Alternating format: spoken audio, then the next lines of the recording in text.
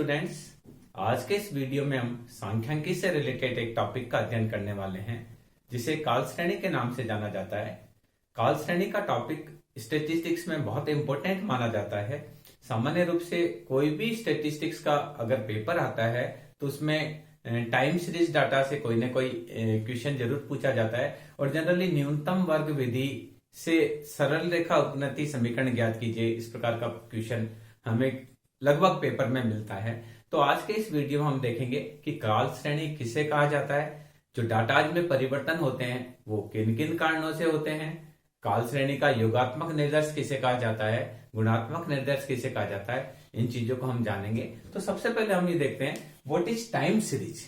काल श्रेणी किसको कहा जाता है? समय के साथ जो समंकों में परिवर्तन होता है, ये परिवर्तन मासिक हो सकता है, ये परिवर्तन वार्षिक हो सकता है, ये परिवर्तन 10 वार्षिक हो सकता है, ये परिवर्तन साप्ताहिक हो सकता है या डेली भी परिवर्तन हो सकता है। तो जो समय के साथ जो चर मूल्यों में परिवर्तन होता है उसका जो मेजरमेंट किया जाता है उसको काल श्रेणी की संज्ञा दी जाती है।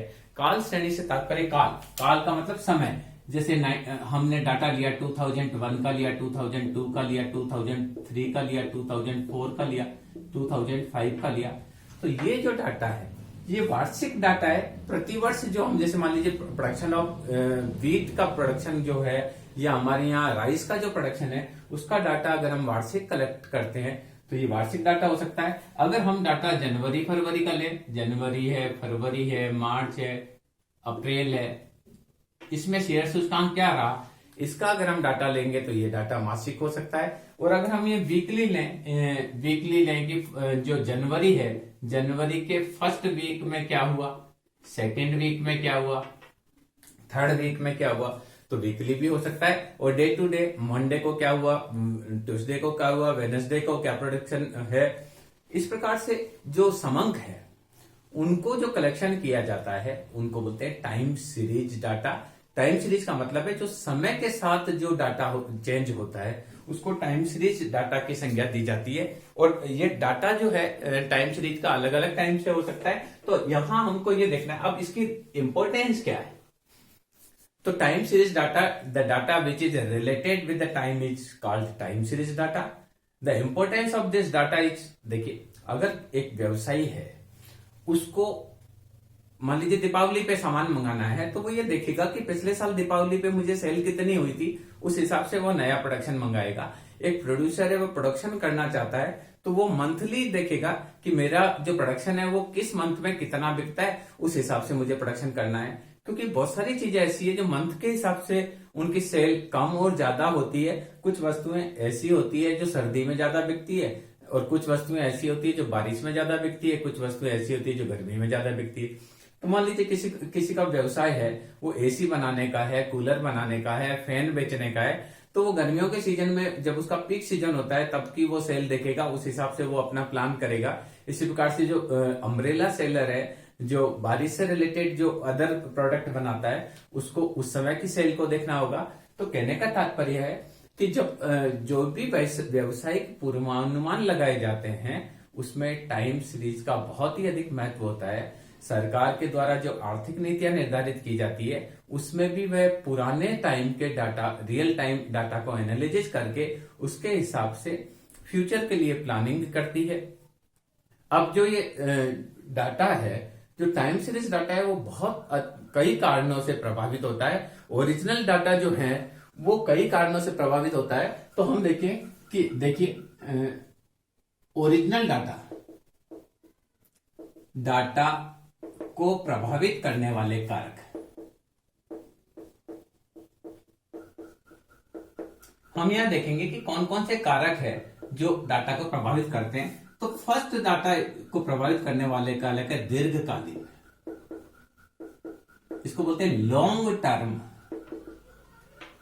देखिए कुछ चीजें ऐसी है जो लॉन्ग टर्म में बढ़ रही है तो बढ़ेगी और घट रही है तो घटेगी। अगर हम डाटा ले पॉपुलेशन का,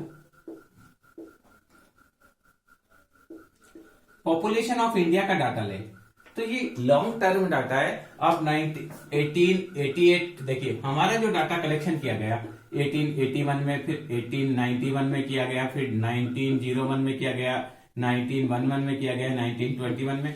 वी आर हैविंग, हम लोग हर 10 साल में डाटा कलेक्शन कर रहे हैं, पॉपुलेशन का डाटा। और पॉपुलेशन का जो डाटा है वो आप लगातार 18 इससे देखेंगे तो लगातार ये डाटा जो है वो ऊपर की तरफ ही गतिशील है। तो दीर्घ काल में कोई डाटा बढ़ रहा है तो बढ़ेगा, और कुछ चीज ऐसी है जो डाटा गिर रहा है तो गिरेगा। अब आप देखिए, हम यहां देखेंगे पॉपुलेशन का डाटा, तो पॉपुलेशन का लॉन्ग टर्म अगर हम देखें तो लॉन्ग टर्म में हमारा पॉपुलेशन बढ़ती जा रही है। अभी 2000 अगर हम देखें 2011 में था तो 121.02 करोड़ था, और 2021 में हम देखेंगे तो लगभग 137 करोड़ के आसपास एक्सपेक्टेड है, अंदाज है कि हमारी पॉपुलेशन लगभग इतनी हो गई होगी। तो जो डाटा है ओरिजिनल डाटा, और उस ओरिजिनल डाटा में जो पहला परिवर्तन होता है वो दीर्घकालीन होता है। बहुत सारी चीजें ऐसी होती है जो दीर्घकाल में बढ़ रही है तो बढ़ेगी, और घट रही है तो घटेगी। ऐसा नहीं कि दीर्घकाल में सभी चीजें बढ़ रही है। अगर आप देखिए हमारे यहाँ गेहूं का प्रोडक्शन देखें तो दीर्घकाल में प्रोडक्शन ऑफ व्हीट बढ़ रहा है, या हम ये कह रहे हैं कि पॉपुलेशन हमारी जो है वो बढ़ रही है। अभी हमने जस्ट बात करी पॉपुलेशन की, पर अगर आप देखें तो हमारे यहाँ अगर हम उसको देखें डेथ रेट का डाटा, तो डेथ रेट, तो जैसे जैसे हमने स्वतंत्रता के पश्चात चिकित्सा सुविधाओं का विकास किया, हमारे यहाँ हॉस्पिटल की सुविधाएं हुई, लोगों की औसत आयु बढ़ी, डेथ रेट धीरे धीरे कम हुई। अभी उसी प्रकार से देखिए बर्थ रेट भी हम बहुत प्रयास कर रहे हैं तो धीरे धीरे बर्थ रेट भी कम हो रही है। बर्थ रेट, तो बहुत सारी चीजें ऐसी है जो बढ़ रही है, कुछ बढ़ रही है।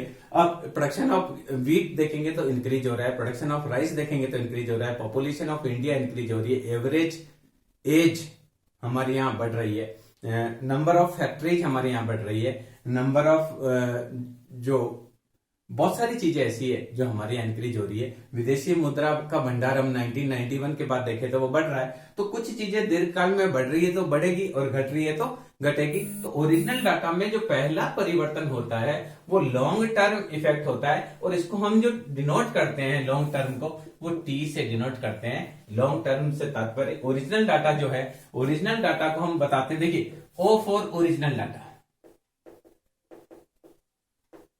और टी बताते हैं ट्रेंड।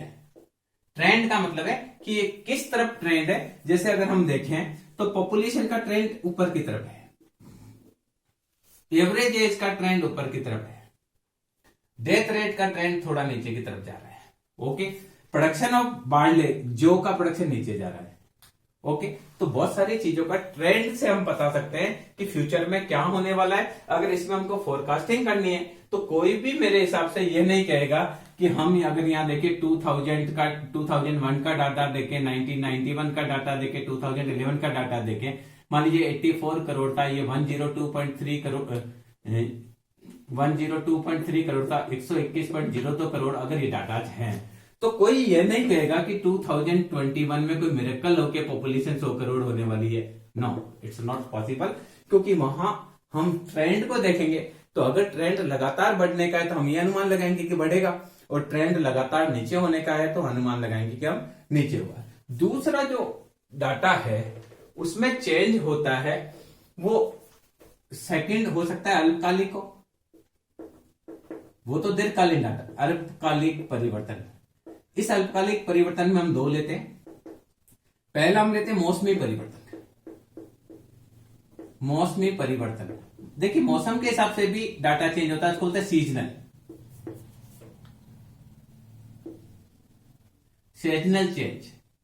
कुछ डाटा ऐसा होता है जो मौसम के हिसाब से भी चेंज होता है। आप देखेंगे कि सर्दी का मौसम आता है तो हमारे यहाँ गर्म कपड़ों की मांग बढ़ जाती है, मूंगफली की मांग बढ़ जाती है, गर्म मिठाइयों की मांग बढ़ जाती है, कंबल की मांग बढ़ जाती है। तो कुछ बारिश का मौसम आता है तो हमारे यहाँ क्या होता है, छातों की मांग बढ़ जाती है, या गर्मी का मौसम आएगा तो एसी की मांग बढ़ जाएगी, कूलर की मांग बढ़ जाएगी, पंखों की मांग बढ़ जाएगी, पानी की मांग बढ़ जाएगी। तो ये कुछ परिवर्तन मौसम के हिसाब से होता है। तो जब डाटा में परिवर्तन मौसम के हिसाब से होता है तो उसको बोलते हैं सीजनल चेंज। कई बार कहते हैं व्यवसाय को हम बोलते हैं क्या है, सीजन कैसा है। इट मीन्स आपका बिजनेस कैसा चल रहा है, आपके बिजनेस में अपवर्ड्स है या डाउनवर्ड्स है। तो ओरिजिनल जो डाटा है वो ओरिजिनल डाटा ट्रेंड की वजह से भी चेंज हो सकता है, सीजन की वजह से। सीजनल चेंज भी डाटा में होता है। कभी कभी किसी चीज का सीजन होता है तो उसका प्रोडक्शन बढ़ता है। मान लीजिए जैसे अभी किसी समय मैंगो का सीजन होता है तो मैंगो का रेट गिर जाता है, आउट सीजन होता है तो मैंगो का रेट बढ़ जाता है। जब मटर स्टार्टिंग में आता है उसका सीजन नहीं होता है तो मटर का रेट ज्यादा होता है। जब पीक सीजन पर हो जाता है तो बहुत सारा प्रोडक्शन होता है तो उसका रेट कम हो जाता है। फिर जब जाने लगता है तो वापिस उसका सीजन कम हो जाता है तो रेट बढ़ जाता है। यानी जो डाटा है, प्रोडक्शन का डाटा है या बहुत सारा डाटा सीजन के हिसाब से भी परिवर्तित होता है। जब जिस वस्तु के उत्पादन का सीजन होता है उस समय उसका प्रोडक्शन ज्यादा होता है, और जब सीजन नहीं होता है तो उस समय उसका प्रोडक्शन कम होता है। तो ओरिजिनली डाटा में दूसरा जो कारण है वो सीजन की वजह से भी चेंज होता है। तीसरी चीज हम देख सकते हैं चक्रीय परिवर्तन, साइक्लिक परिवर्तन। तीसरा जो परिवर्तन होता है डाटा में वो होता है साइक्लिक, चेंज। देखिए हर व्यापार में एक चक्र चलता है, उस चक्र के हिसाब से व्यापार ऊपर जाता है और व्यापार धीरे धीरे नीचे आता है। बहुत समय पहले जो चीजें चलती थी, मान लीजिए हमारे यहाँ क्या चलता था, पहले हमारे यहाँ एम्बेसडर कार बिकती थी, इसके अलावा हमारे यहाँ एक राजदूत मोटरसाइकिल बिकती थी, जावा मोटरसाइकिल बिकती थी, बजाज चेतक स्कूटर बिकता था। उस समय उनका सीजन था, उनका चक्र था, उनका व्यवसाय का चक्र ऊपर था तो वह बहुत सा बिकता था। अब धीरे धीरे उनका सीजन आउट चला गया, उनके स्थान पर दूसरी वस्तुओं ने ले लिया तो उनका सीजन डाउन हो गया। तो एक हर व्यापार का एक चक्र होता है। इस चक्र में व्यापार शुरू में देखिए समृद्धि का काल आता है, इसको बोलते हैं समृद्धि का काल। समृद्धि का काल के बाद व्यापार ऊपर चढ़कर एक टॉप बिंदु पर जाता है, इसको बोलते हैं शिखर बिंदु। इसके बाद में धीरे धीरे यहाँ नीचे की तरफ होता है व्यापार, इसको बोलते हैं प्रतिसार। फिर इतना व्यापार डाउन हो जाता है कि घाटा लगने लग जाता है, इसको बोलते हैं मंदी का काल। और फिर रिकवरी आती है धीरे धीरे, उसको बोलते हैं पुनरुत्थान। तो हर व्यापार में एक चक्र होता है। ये चक्र 8 से 10 साल तक चलता है, 3 साल से 10 साल तक चल सकता है। तो समृद्धि का मतलब प्रॉस्पेरिटी का काल होता है।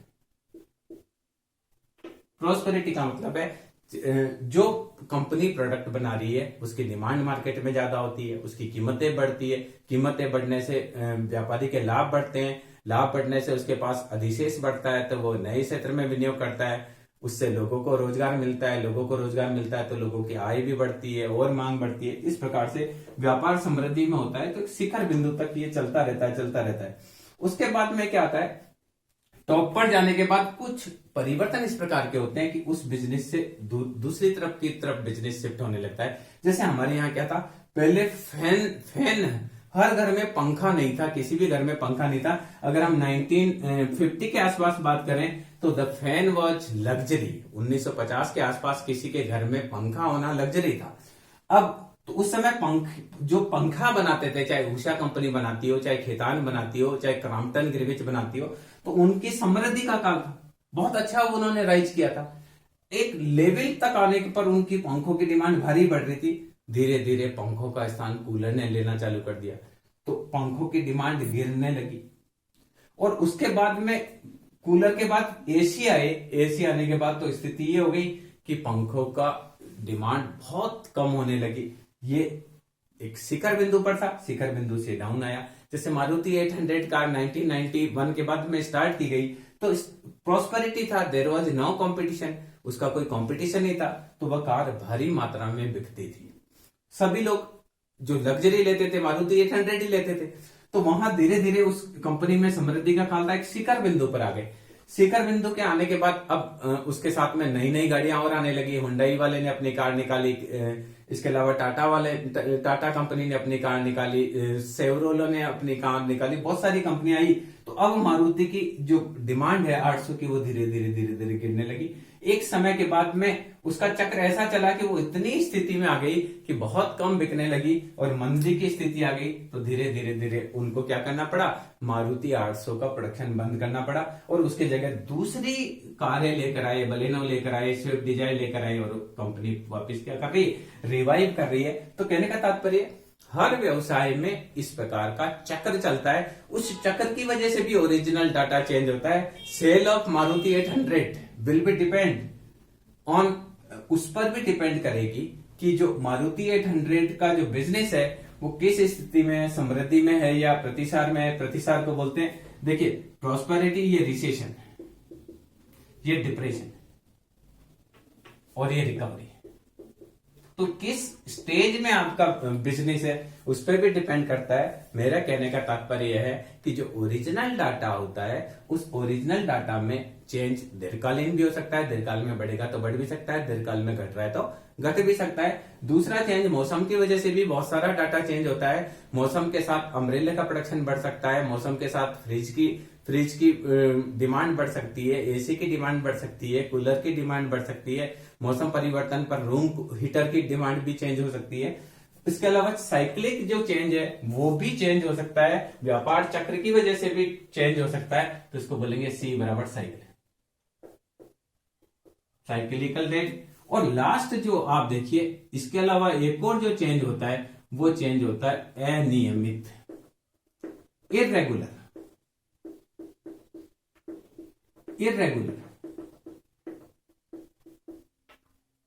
कुछ डाटाज में चेंज इर्रेगुलर भी होता है। इर्रेगुलर का मतलब अचानक से बाढ़ आ जाए तो प्रोडक्शन गिर सकता है, भूकंप आ जाए तो प्रोडक्शन गिर सकता है, तूफान आने से फसल खराब हो जाए तो प्रोडक्शन कम हो सकता है।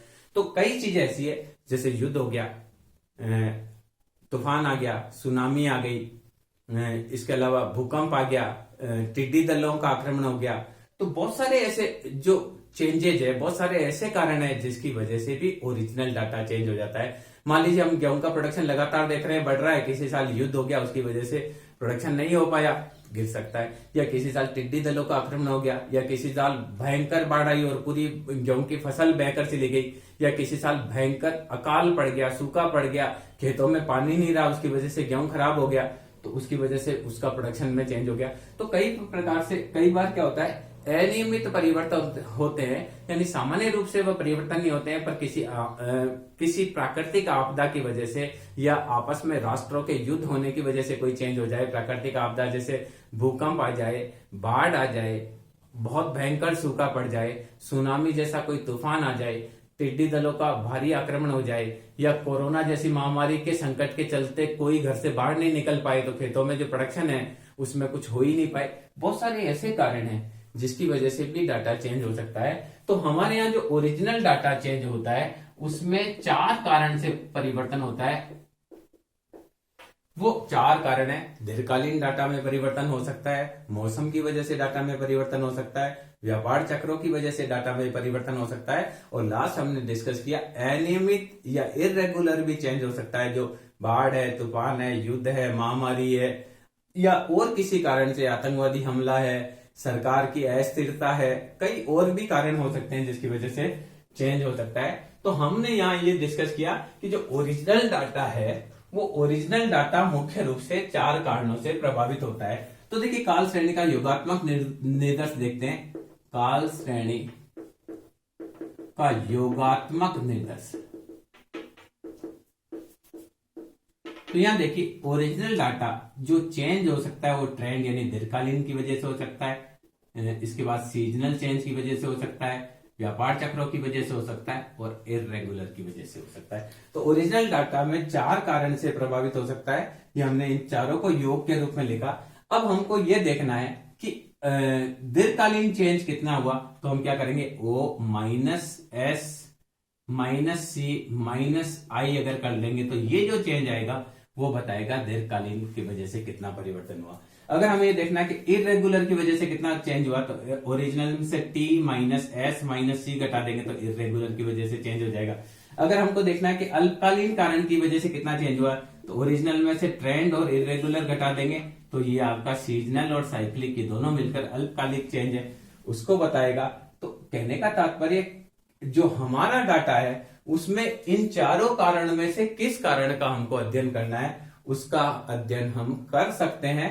पहले हम क्या करेंगे कि चारों जो कारण हैं उन कारणों को अलग अलग रूप से डिवाइड कर देंगे और उसका हर एक कारण का इंपैक्ट ओरिजिनल डाटा पर देख लेंगे। उसके बाद हम जैसा चाहेंगे वैसा हम कर सकते हैं।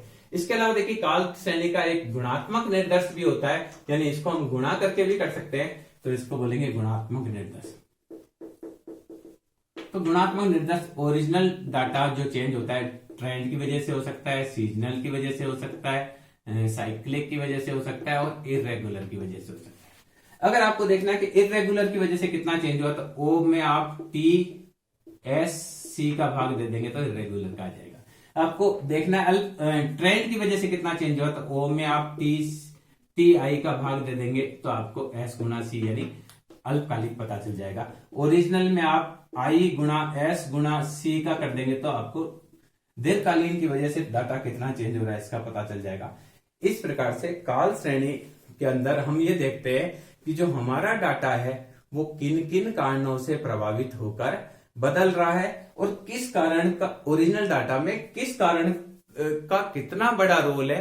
ज्यादा बड़ा रोल ट्रेंड का है या ज्यादा मौसम की वजह से डाटा चेंज हुआ है या अल्पकालिक अनियमित परिवर्तन की वजह से हुआ है डाटा ज्यादा चेंज या चक्रीय परिवर्तन की वजह से हुआ, इसके बारे में हम पता कर सकते हैं। एक व्यवसायी को ये जो काल श्रेणी का डाटा है इसका परिवर्तन का बहुत अध्ययन इंपॉर्टेंट है, क्योंकि वह बिजनेस में जो भी निर्णय लेगा वो इन डाटा को चेंज कर देखते हुए लेगा। उसको जब ये पता होगा कि अकाल के वर्ष में गेहूं का रेट क्या गया और अगली बार जब उसको लगेगा कि इस साल अकाल है तो उसको एक आइडिया हो जाएगा कि गेहूं का रेट लगभग मेरा कितना जा सकता है। इसी प्रकार से सरकार के द्वारा जो किसानों के संदर्भ में या इकोनॉमी के संदर्भ में जो भी नीति निर्धारित की जाती है उसमें भी वह टाइम सीरीज के डाटा का एनालिसिस करके वो अपना डिसीजन करते हैं। वित्त मंत्री के द्वारा जो बजट बनाया जाता है उस बजट में भी काल श्रेणी के डाटा का बहुत इंपॉर्टेंट है। कहने का तात्पर्य यह है कि जितनी भी आर्थिक गतिविधियां हैं उनमें काल श्रेणी के डाटा का बहुत अधिक महत्व है। सरकार के द्वारा जो पॉलिसी निर्धारित की जाती है, रिजर्व बैंक के द्वारा बैंकों के संदर्भ में जो पॉलिसी निर्धारित की जाती है या व्यवसायी के द्वारा अपने व्यवसाय के बारे में जो निर्णय लिए जाते हैं, लगभग सभी प्रकार की आर्थिक गतिविधियों में पुराना जो डाटा है काल श्रेणी का डाटा, उस डाटा का बहुत अधिक महत्व होता है, क्योंकि उसी डाटा के आधार पर फ्यूचर के बारे में निर्णय लिए जाते हैं। तो अगले हम वीडियो में हम देखेंगे कि काल श्रेणी के माध्यम से हम फ्यूचर के बारे में जो अनुमान लगाते हैं वो किन किन विधियों से लगाते हैं उसके बारे में हम करेंगे। इस वाले वीडियो में हमने सामान्य रूप से यह जाना कि काल श्रेणी कहाँ किसे जाता है। Thank you.